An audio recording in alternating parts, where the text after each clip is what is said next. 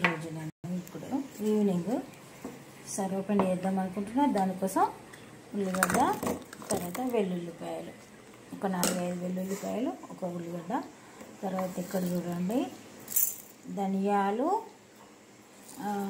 జీలకర్ర, తర్వాత లవంగాలు,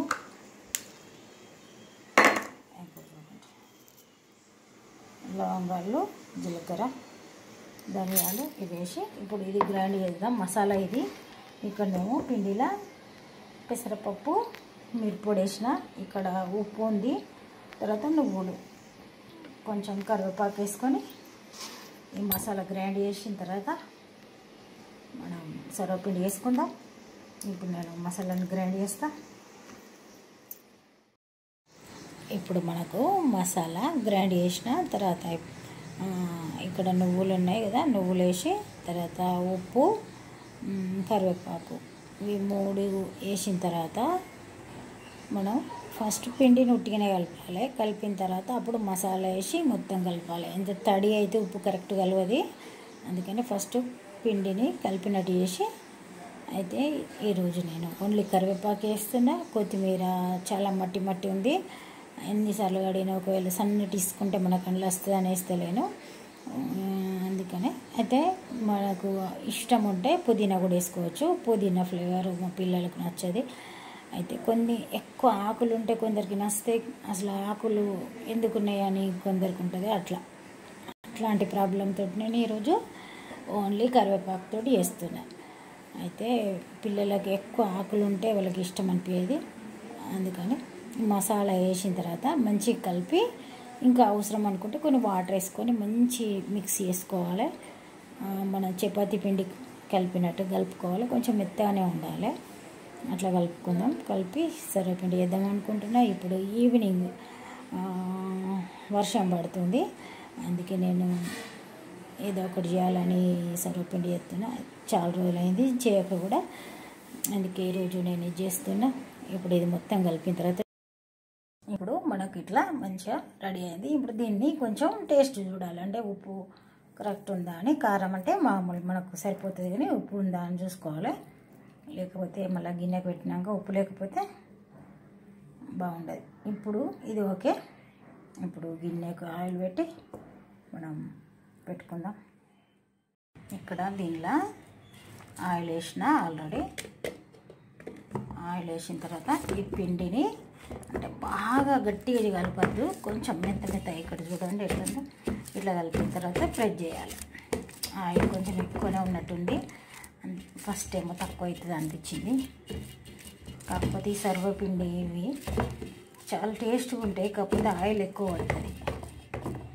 ఇంకొకటి ఇంట్లో అన్ని ఆకులు బాగా కనబడేటట్టు ఒకరికి ఇష్టం ఉంటుంది ఇంట్లో, కొందరికి అన్ని ఆకులు అవి రావద్దు. అట్లా మా వారికి నాకు అట్లుంటే నచ్చుతుంది. అన్ని ఆకులు, కొత్తిమీర, పుదీనా. మా పిల్లలకు అవి రావద్దు, ఓన్లీ కరివేపాకు వేయమంటే అంతే వేస్తున్నాను నేను.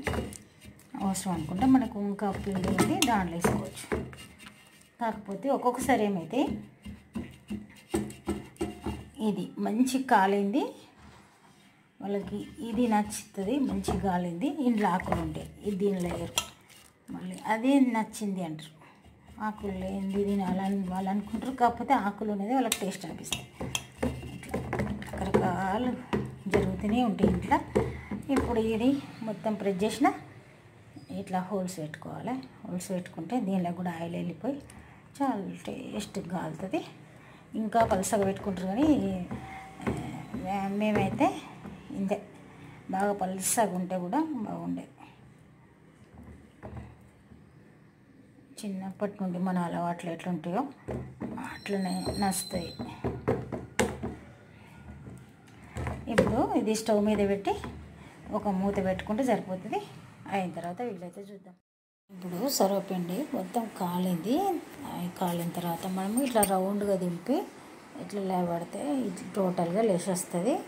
కాకపోతే కొంచెం చుట్టూరుగా కూడా అనుకుంటూ తీయాలి. అయితే మరీ పలుసగా ఉంటే అట్లా రాదు. ఇప్పుడు ఇక్కడ చూడండి, ఇది ఇంకా మొత్తం ఫ్రై కాలేదు, అందుకే అది వస్తలేదు. ఇదైతే ఈజీ కూడా వచ్చింది. కింద టోటల్గా మంచి కలర్గా ఇట్లా మంచిగా ఫ్రై అయితే అది అంటుకోకుండా లేచేస్తుంది. దానికోసం మనం కొంచెం చుట్టూరుగా కూడా మెల్లమెల్లగా అనాల్సి వస్తుంది, అంటే ఇట్లా లేచేస్తుంది. ఇప్పుడు మనకు ఈ సర్వపిండి రెడీ అయింది. ఎంతో క్రిస్పీగా ఉంది. ఇది ఇట్లా పల్చగానే ఉంది అయినా కూడా ఈరోజు. అయితే ఈవినింగ్ ఇప్పుడు మనము కొంచెం దాదాపుగా 7 అవుతుంది. ఇప్పుడు ధూపం వేద్దాం అనుకుంటున్నాను నేను ఇంట్లో. ఆ ధూపం కూడా చూద్దాం. శుక్రవారము, మంగళవారము, ఆదివారం అట్లా ధూపం వేసుకుంటాం కదా ఈవినింగ్, అది ఇప్పుడు చూద్దాం అనుకుంటున్నాం, చూపిస్తాం అది కూడా.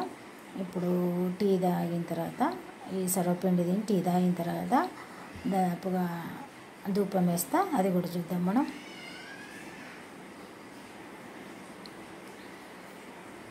ఈరోజు నేను ఈవినింగ్ ఇంట్లో ధూపం వేస్తున్నా. దానికోసం ఇక్కడ మనం ధూప్ స్టిక్ను మంచిగా మొత్తం అదంతా నిప్పులాగా మారేటట్టు చేసుకోవాలి. ఫస్ట్ ధూప్ స్టిక్ను, తర్వాత ఇక్కడ ఇది లోబా అని అంటారు, ధూపం వేయడానికి పొడి ఇమన్నా కూడా ఇస్తారు పూజ సామాన్లు దానిలో. ఇది ఒక మంచి స్మెల్ వస్తుంది. ఇంట్లో దోమలు కూడా ఉండే. మళ్ళీ ఈ మధ్య మనకు ధూపం కూడా వేసుకోవాలి, ఇంటి వాతావరణాన్ని ఎప్పుడు ఒక రకంగా ఫ్రెష్గా ఉంచుకోవాలని అంటారు కదా. ఇది పాతకాలం నుంచి మనకు ధూపం వేసుకున్నాడు అనేది ఉన్నదే. మనము ధూపాన్ని అన్ని రూమ్లలో కూడా దింపుకుంటూ ఇటు ముందు మన గేటు ముందు, డోర్ల ముందు దాకా మనం ఇట్లా తింపుకోవాలి. ధూపం వేసేటప్పుడు మనం ముందు డోరు, తర్వాత అన్ని రూములలో దింపిన తర్వాత బ్యాక్ డోర్ ఇంటి వెనక సైడ్ ఉంటుంది కదా, ఆ డోర్ దగ్గర కూడా డోర్ తీసి తింపాలి. ఎప్పుడు కూడా కడపల మీద ముగ్గులు వేసుకుంటే మనం ముందు డోర్కి వేయాలి, తర్వాత బ్యాక్ డోర్ కూడా కంపల్సరీ వేసి ఉండాలి. ఇప్పుడు దాదాపుగా 7:30 అవుతున్నట్టుంది రాత్రి. ఈ టైంలో నేను ధూపం వేస్తున్నా. ఇప్పుడైతే ఇంతే. మళ్ళీ నెక్స్ట్ వీడియోలో కలుద్దాం.